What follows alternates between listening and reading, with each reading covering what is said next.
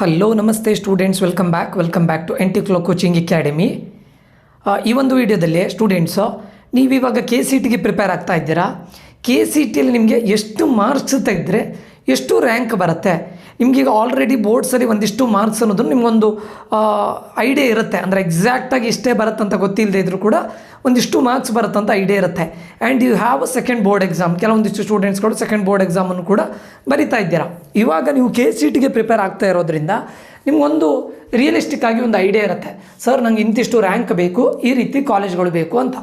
So ಅಂಥ ಸ್ಟೂಡೆಂಟ್ಸ್ಗಳಿಗೆ ನೀವು ಎಷ್ಟು ಮಾರ್ಕ್ಸನ್ನು ತೆಗಿಬೇಕು, KCETಯಲ್ಲಿ ಎಷ್ಟು ಮಾರ್ಕ್ಸ್ ತೆಗೆದ್ರೆ ಎಷ್ಟು ರ್ಯಾಂಕ್ ಬರ್ಬೋದು according to last year data 2025ನ ಡೇಟಾವನ್ನು ನಿಮಗೆ ತೋರಿಸಿ ಎಷ್ಟು ಮಾರ್ಕ್ಸ್ ತೆಗೆದ್ರೆ ಎಷ್ಟು ರ್ಯಾಂಕ್ ಬಂದಿದೆ ಅನ್ನೋದನ್ನು ನಾನು ಹೇಳ್ತೇನೆ. ಆ್ಯಂಡ್ ಒನ್ ಮೋರ್ ಥಿಂಗ್ ಏನು ಅಂತ ಕೇಳಿದರೆ, ಈ ವರ್ಷ ಕ್ವಶನ್ ಪೇಪರ್ ಮೇಲೂ ಡಿಪೆಂಡ್ ಆಗಿರುತ್ತೆ. ಈ ವರ್ಷ ಅಂತಲ್ಲ, ಎವ್ರಿ ಇಯರ್ CET ರ್ಯಾಂಕ್ ಅನ್ನೋದು CET ಕ್ವಶನ್ ಪೇಪರ್ ಮೇಲೂ ಡಿಪೆಂಡ್ ಆಗಿರುತ್ತೆ.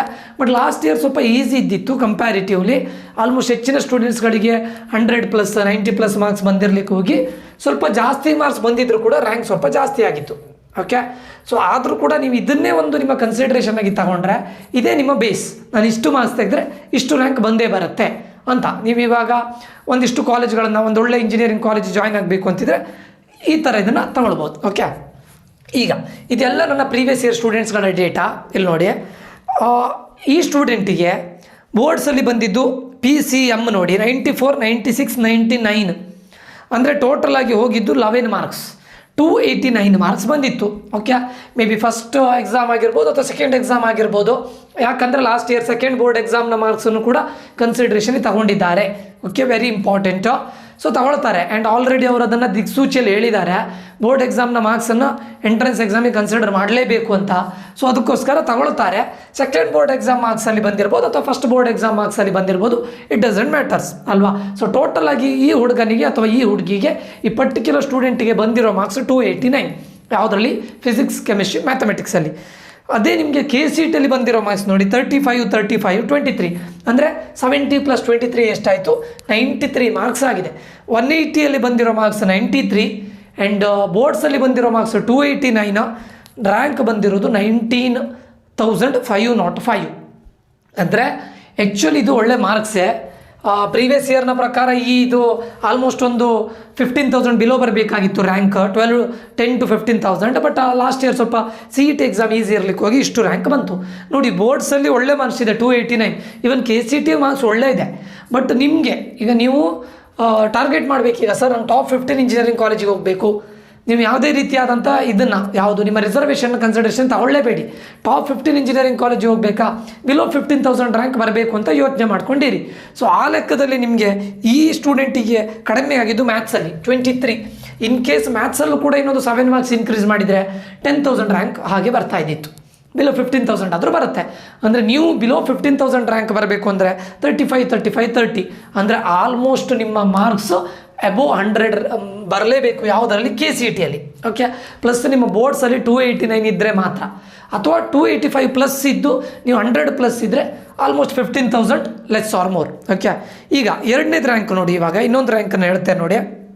ಇದು ಸ್ಟೂಡೆಂಟ್, ಇದು ಕೆಮಿಸ್ಟ್ರಿಯಲ್ಲಿ 55, ಮ್ಯಾಥ್ಸಲ್ಲಿ 53, ಫಿಸಿಕ್ಸಲ್ಲಿ 44.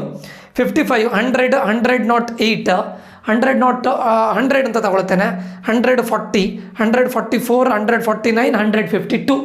ಅಂದರೆ ನೀವು ಬಿಲೋ 1000 ರ್ಯಾಂಕ್ ಬರಬೇಕು ಅಂತಾದರೆ 150+ ಬರಲೇಬೇಕು. ಅಟ್ಲೀಸ್ಟ್ 145+ ತಗೊಳ್ಳೇಬೇಕು. ಪ್ರೊವೈಡೆಡ್ ದಟ್ ನಿಮ್ಮ ಬೋರ್ಡ್ಸಲ್ಲಿ 290+ ಇದ್ದರೆ, 295 ಈ ರೀತಿ ಇದ್ದು 150+ ಇದ್ದರೆ ನೀವು ಬಿಲೋ 1000 ರ್ಯಾಂಕ್ ಬರ್ತೀರಾ. ನೀವು ಬಿಲೋ 1000 ರ್ಯಾಂಕಿಗೆ ಆಲ್ರೆಡಿ ಈಗ ಇದು ಮಾಡ್ತಾ ಇದ್ದೀರಾ, ಟಾರ್ಗೆಟ್ ಮಾಡ್ತಾ ಇದ್ದೀರಾ. 50+ ಈಚ್ ಸಬ್ಜೆಕ್ಟಲ್ಲಿ ಬೇಕೇ ಬೇಕು, ಕಂಪಲ್ಸರಿ. ಓಕೆ, ಅದಾದಮೇಲೆ ನೆಕ್ಸ್ಟು ಈಗ 10 to 15,000 ಬಿಟ್ವೀನಲ್ಲಿ ನೋಡಿ. Physics, chemistry, mathematics 98, 98, 96. ಅಂದರೆ ಹೋಗಿರೋ ಮಾರ್ಕ್ಸ್ ಎಷ್ಟು ಹೇಳಿದ್ರೆ 8 ಮಾರ್ಕ್ಸ್ ಟೋಟಲ್ ಆಗಿ 292 ಮಾರ್ಕ್ಸ್ ಬಂದಿದೆ ಫಿಸಿಕ್ಸ್, ಕೆಮಿಸ್ಟ್ರಿ, ಮ್ಯಾಥಮೆಟಿಕ್ಸ್ ಬೋರ್ಡ್ಸಲ್ಲಿ. CETಯಲ್ಲಿ ನೋಡಿ 36, 35, 35, ಅಂದರೆ 90 ಪ್ಲಸ್ 100, 106, 106 ಬಂದಿದೆ. ಆ್ಯಂಡ್ ಬೋರ್ಡ್ಸಲ್ಲಿ ಒಳ್ಳೆ ಮಾರ್ಕ್ಸ್ ಬಂದಿದೆ 98, 98, 96. It was very good marks. ಅಂದರೆ 292 ಬೋರ್ಡ್ಸಲ್ಲಿ, ಫಿಸಿಕ್ಸ್, ಕೆಮಿಸ್ಟ್ರಿ, ಮ್ಯಾಥಮೆಟಿಕ್ಸಲ್ಲಿ.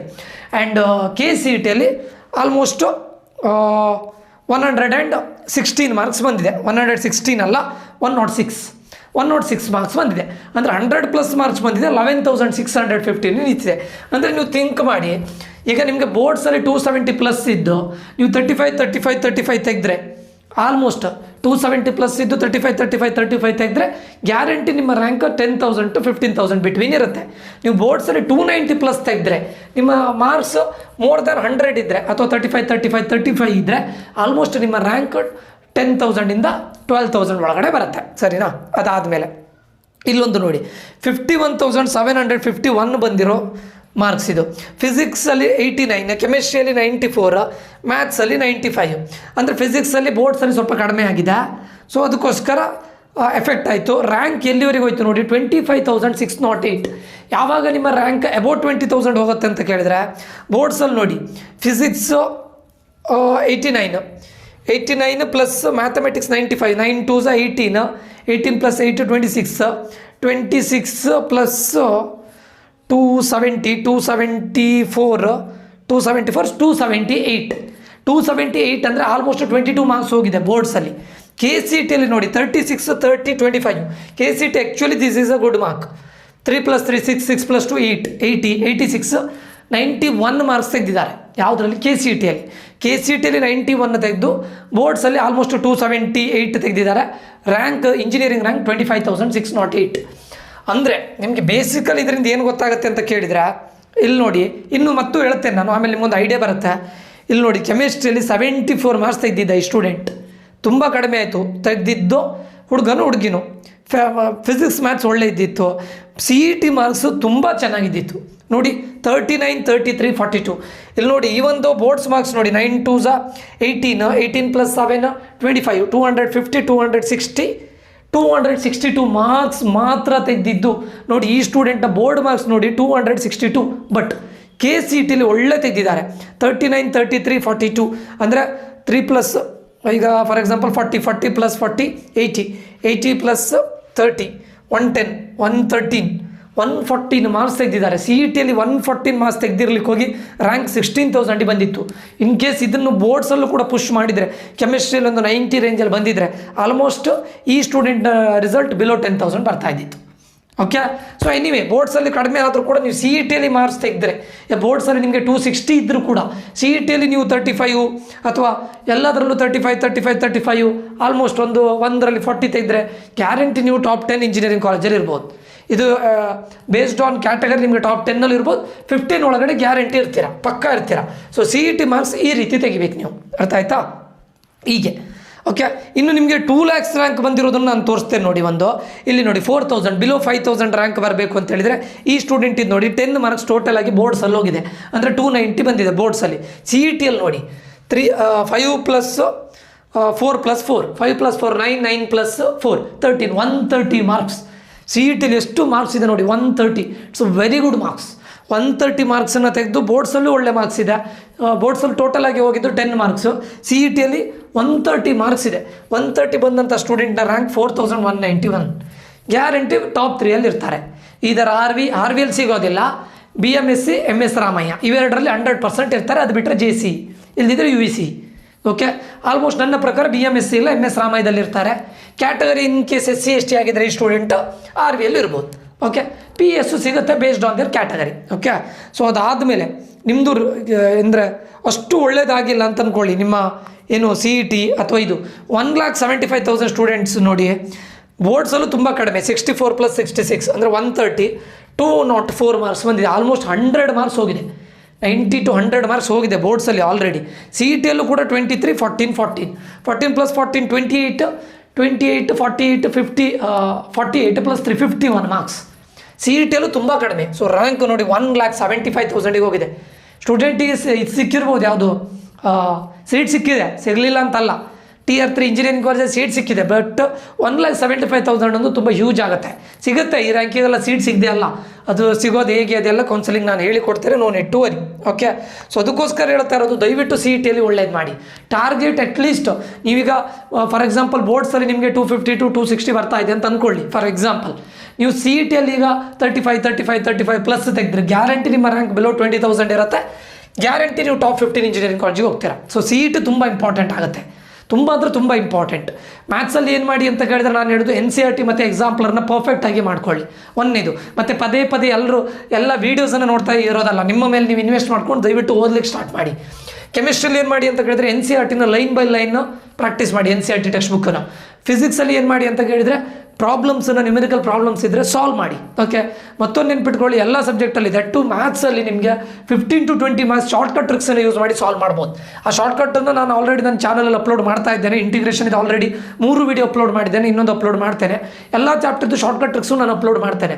ಮ್ಯಾಥ್ಸಲ್ಲಿ ನೀವು 15 to 20 ಮಾರ್ಕ್ಸನ್ನು ಶಾರ್ಟ್ಕಟ್ ಟ್ರಿಕ್ಸ್ ಯೂಸ್ ಮಾಡಿದರೆ ಇನ್ನೊಂದು 15 to 20 ಮಾರ್ಕ್ಸ್ ನಿಮ್ಮ ನಾಲೆಜ್, ನೀವೀಗ ಹೇಗಿದ್ರು ಓದಿರ್ತೀರಲ್ಲ ಅದರಿಂದ ಮಾಡಿದರೆ ನೀವು ಪ್ರಾಕ್ಟೀಸ್ ಮಾಡಿ. 40 ಮಾರ್ಕ್ಸ್ ಮ್ಯಾಥ್ಸಲ್ಲಿ ಬಂದಿದ್ದರೆ ಉಳಿದಿದ್ರಲ್ಲಿ 35 ತೆಗಲಿಕ್ಕೆ ಟ್ರೈ ಮಾಡಿದರೆ, ನೀವು ಮಾಡಿದ್ರೆ ಅಂತಾದರೆ 100% ನಿಮ್ಮ ರ್ಯಾಂಕ್ ಬಿಲೋ 20,000 ಇರುತ್ತೆ. ಯಾವುದ್ರ ಬೇಸಿಸ್ ಮೇಲೆ? ನಿಮ್ಮ ಬೋರ್ಡ್ ಮಾರ್ಕ್ಸ್ ಮೇಲೆ ಬೇಸಿಸ್ ಆಗಿರುತ್ತೆ. ನಿಮ್ಮ ಬೋರ್ಡ್ ಮಾರ್ಕ್ಸ್ ಇನ್ ಕೇಸ್ 250 260 ಇದ್ದಿದ್ದರೆ 20,000 ಬಿಲೋ ಬರುತ್ತೆ. ಅದೇ ನಿಮ್ಮ ಬೋರ್ಡ್ ಮಾರ್ಕ್ಸ್ 290 ಪ್ಲಸ್ ಇದ್ದು ನಿಮಗೆ ಎಲ್ಲದರಲ್ಲೂ 35 40 ಬಂದರೆ ಗ್ಯಾರಂಟಿ ನಿಮ್ಮ ರ್ಯಾಂಕ್ ಬಿಲೋ 10,000 ಬರುತ್ತೆ. ಓಕೆ, ಸೊ KCET ತುಂಬ ಇಂಪಾರ್ಟೆಂಟ್ ಸ್ಟೂಡೆಂಟ್ಸು. ಎಷ್ಟೋ ಸ್ಟೂಡೆಂಟ್ಸ್ಗಳು ಬೋರ್ಡ್ಸಲ್ಲಿ 280 290 ತೆಗೆದು KCETನ ನೆಗ್ಲೆಕ್ಟ್ ಮಾಡಿ ಏನೂ ಆಗಿ ಹೋಗಿರುತ್ತೆ. ಸೊ KCET 1 ಮಂತ್ ಇದೆ, ಆಲ್ಮೋಸ್ಟ್ 1 ಮಂತ್ ಇದೆ. ದಯವಿಟ್ಟು ಸ್ಟ್ರಾಟಜಿಕ್ ಆಗಿ ಸುಮ್ಮನೆ ವೀಡಿಯೋವನ್ನು ನೋಡ್ತಾ ಕೂತ್ಕೋಬೇಡಿ. ಎಲ್ಲ 35 ಪ್ಲಸ್ ಅದು ಪ್ಲಸ್ ಇದು ಪ್ಲಸ್ ಅಂತ ಸುಮ್ಮನೆ ಅದನ್ನು ನೋಡಿದ್ರಾ, ಯಾವ್ಯಾವ ಚಾಪ್ಟರ್ ಅಂತ ಗೊತ್ತಾಯ್ತಾ, ಒಂದು ಕಡೆ ನೋಟ್ ಮಾಡಿ ಇಟ್ಕೊಂಡಿರಿ. ನೀವು ಓದ್ಲಿಕ್ಕೆ ಸ್ಟಾರ್ಟ್ ಮಾಡಿ. ಪ್ರೀವಿಯಸ್ ಇಯರ್ ಕ್ವಶನ್ ಪೇಪರ್ಸನ್ನು ಸಾಲ್ವ್ ಮಾಡೋದು, ಶಾರ್ಟ್ಕಟ್ ಟ್ರಿಕ್ಸ್ ಇದೆ ಅದನ್ನು ಸಾಲ್ವ್ ಮಾಡೋದು, ಮತ್ತು ಯಾವುದಾದ್ರೂ ನಿಮಗೆ ಮಾಕ್ ಟೆಸ್ಟ್ ಇದ್ದರೆ, ಚಾಪ್ಟರ್ ವೈಸ್ ಮಾಕ್ ಟೆಸ್ಟ್ ಇದ್ದರೆ ಅದನ್ನು ಕೊಡೋದು, ಟೈಮನ್ನು ಮ್ಯಾನೇಜ್ಮೆಂಟ್ ಮಾಡೋದು, ಅದನ್ನು ಮಾಡಿ. ಅದು ಬಿಟ್ಕೊಂಡು ಪದೇ ಎಲ್ಲ ವೀಡಿಯೋಸನ್ನು ನೋಡ್ತಾ ಇರಬೇಡಿ. ಓಕೆ, ಸುಮ್ಮನೆ ಎಲ್ಲರೂ 35 ಪ್ಲಸ್ 40 ಪ್ಲಸ್ ಅಂತ ವೀಡಿಯೋಸ್ ಮಾಡ್ತಾ ಇರ್ತಾರೆ, ಅದನ್ನು ನೋಡ್ತಾ ಇರಬೇಡಿ. ಒಂದು ಸ್ಟ್ರಾಟಜಿನ ಯೂಸ್ ಮಾಡಿ. ಆಲ್ರೆಡಿ ಮಾಡಿದಿರಲ್ಲ, ಈಗ 35 ಪ್ಲಸ್ 40 ಪ್ಲಸ್ ಇದೆ, ನಿಮಗೆ ಒಂದು ಇದಿದೆ ಅಂತ ಅಂದ್ಕೊಂಡೆ, 35 to 40 ಟಾರ್ಗೆಟ್ ಇದೆ. ಯಾವ್ಯಾವ ಚಾಪ್ಟರ್, ಫಿಸಿಕ್ಸಲ್ಲಿ ಈ ಚಾಪ್ಟರ್, ಕೆಮಿಸ್ಟ್ರಿಯಲ್ಲಿ ಇಷ್ಟು ಚಾಪ್ಟರ್, ಮ್ಯಾಥ್ಸಲ್ಲಿ ಇಷ್ಟು ಚಾಪ್ಟರ್, ಅದನ್ನು ಲಿಸ್ಟ್ ಮಾಡಿ ಇಟ್ಕೊಂಡು ಅದಕ್ಕೆ ಯಾವ ರೀತಿ ಓದಬೇಕು ಪ್ರಿಪೇರ್ ಆಗಲಿ ಸ್ಟಾರ್ಟ್ ಮಾಡಿ. ಫಸ್ಟ್ ಅದನ್ನು ಮಾಡಿ, ದಯವಿಟ್ಟು ಸುಮ್ಮನೆ ಟೈಮ್ ವೇಸ್ಟ್ ಮಾಡಬೇಡಿ, ಸರಿನಾ? ಇವೊಂದು ನಿಮಗೆ ಬೋರ್ಡ್ಸಲ್ಲಿ ಒಳ್ಳೆ ಮಾರ್ಕ್ಸ್ ಬರದೇ ಇದ್ರೂ ಕೂಡ KCETಲ್ಲಿ ನೀವು ಒಳ್ಳೇದು ಮಾಡಿದರೆ 100% ಟಾಪ್ 15 ಅಥವಾ ಟಾಪ್ 20 ಇಂಜಿನಿಯರಿಂಗ್ ಕಾಲೇಜಲ್ಲಿ ಆರಾಮ್ ಇರ್ಬೋದು. ಅಟ್ಲೀಸ್ಟ್ ಟಾಪ್ 25 ಇಂಜಿನಿಯರಿಂಗ್ ಕಾಲೇಜಲ್ಲಿ ಗ್ಯಾರಂಟಿ ಇರ್ಬೋದು. ಓಕೆ, ಸೊ ದಯವಿಟ್ಟು ಈ ಟೈಮನ್ನು ಒಳ್ಳೆ ರೀತಿಯಲ್ಲಿ ಯೂಸ್ ಮಾಡ್ಕೊಳ್ಳಿ. ಈ ಟಾರ್ಗೆಟನ್ನು ಇಟ್ಕೊಳ್ಳಿ. ಇಲ್ಲ ನಂಗೆ 1000 ಬಿಲೋ ರ್ಯಾಂಕ್ ಬರಬೇಕು ಅಂದರೆ KCETಲ್ಲಿ 50 ಪ್ಲಸ್ ಶಾರ್ಟ್ ಬೇಕೇ ಬೇಕು, ಕಂಪಲ್ಸರಿ ಬೇಕೇ ಬೇಕು.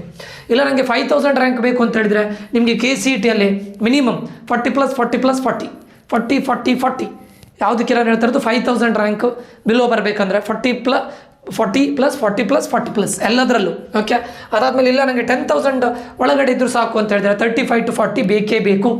20,000 ಬಿಲೋ ಬರಬೇಕಂದ್ರೆ ಅದೇ ಅಗೇನ್ ನೀವು 35 ಪ್ಲಸ್ಸಿಗೆ ಟಾರ್ಗೆಟ್ ಮಾಡಿ. 30 ಅಂತ ತಗೊಳ್ಬೇಡಿ, 35 ಪ್ಲಸ್ ಟಾರ್ಗೆಟ್ ಮಾಡಿ, ಗ್ಯಾರಂಟಿ ಬರುತ್ತೆ. ಓಕೆ, ಇದಿಷ್ಟು ಈ ವಿಡಿಯೋದಲ್ಲಿ ಆಗಿರುತ್ತೆ. ಸೊ ಈ ರೀತಿ ಇದೆ, ಇದೆಲ್ಲ ನಮ್ಮದು ಪ್ರೀವಿಯಸ್ ಇಯರ್ ಸ್ಟೂಡೆಂಟ್ಸ್ಗಳ ಡೇಟಾ. ಓಕೆ, 80,000 ಬಂದಿರೋರು ಇದ್ದಾರೆ. ಇಲ್ಲಿ ನೋಡಿ 84 88 85 ಬೋರ್ಡ್ಸಲ್ಲಿ ಒಂದು ಲೆವೆಲಿಗೆ ಒಳ್ಳೆ ಮಾರ್ಕ್ಸ್ ಇದೆ.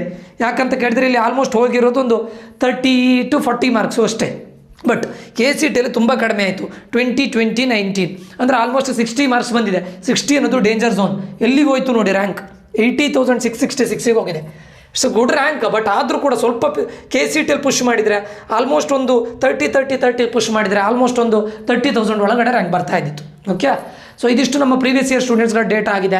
ಅಕಾರ್ಡಿಂಗ್ ಟು ದಿಸ್ ಪ್ಲೀಸ್ ಓದ್ಲಿಕ್ಕೆ ಸ್ಟಾರ್ಟ್ ಮಾಡಿ. ಮತ್ತೆ ನೀವು ಇದು ಮಾಡ್ಲಿಕ್ಕೆ ಹೋಗಬೇಡಿ, ನೆಗ್ಲೆಕ್ಟ್ ಮಾಡ್ಲಿಕ್ಕೆ ಹೋಗಬೇಡಿ. ನಾನಿಲ್ಲಿ ತುಂಬ ಇದನ್ನು ಡಿಸ್ಪ್ಲೇ ಮಾಡಿದ್ದೆ ನೋಡಿ, ಇದನ್ನು ನೀವು ನೋಡ್ಬೋದು. ಓಕೆ, ಇದಿಷ್ಟು ಈ ವಿಡಿಯೋದಲ್ಲಿ ಆಗಿರುತ್ತೆ. ಅಕಾರ್ಡಿಂಗ್ ಟು ದಿಸ್ ಇದನ್ನು ನೋಡ್ತಾ ದಯವಿಟ್ಟು ಇದಕ್ಕೆ ಸರಿಯಾಗಿ ಪ್ರಿಪೇರ್ ಆಗಿ ಅಂತ ಹೇಳ್ತಾ ಇಲ್ಲಿಗೆ ಈ ವಿಡಿಯೋ ಎಂಡ್ ಮಾಡ್ತಾ ಇದ್ದೇನೆ. ಈ ವಿಡಿಯೋ ನಿಮಗೆ ಯೂಸ್ಫುಲ್ ಆಗ್ತಾ ಇದೆ ಅಂತ ಇದ್ದರೆ ಲೈಕ್ ಮಾಡಿ, ಸಬ್ಸ್ಕ್ರೈಬ್ ಮಾಡೋದನ್ನು ಮರಿಬೇಡಿ. ಇದೇ ರೀತಿ KCET ರಿಲೇಟೆಡ್ ಅಥವಾ ನಿಮ್ಮದು ಮುಂದೆ KCET ಆದಮೇಲೆ ಮುಂದಿನ ಏನೇನು ಅಪ್ಡೇಟ್ಸ್ಗಳಿದೆ ಎಲ್ಲದನ್ನು ಆನ್ ಟೈಮ್ ಕೊಡೋ ಪ್ರಯತ್ನ ಮಾಡ್ತೇನೆ. ನಾನು ನಿಖಿಲೇಶ್ ಈ ವಿಡಿಯೋವನ್ನು ಇಲ್ಲಿಗೆ ಎಂಡ್ ಮಾಡ್ತಾ ಇದ್ದೇನೆ. ಮುಂದಿನ ವಿಡಿಯೋದಲ್ಲಿ ಮತ್ತೆ ಸಿಗ್ತೇನೆ. Until that, love you all, bye, take care students.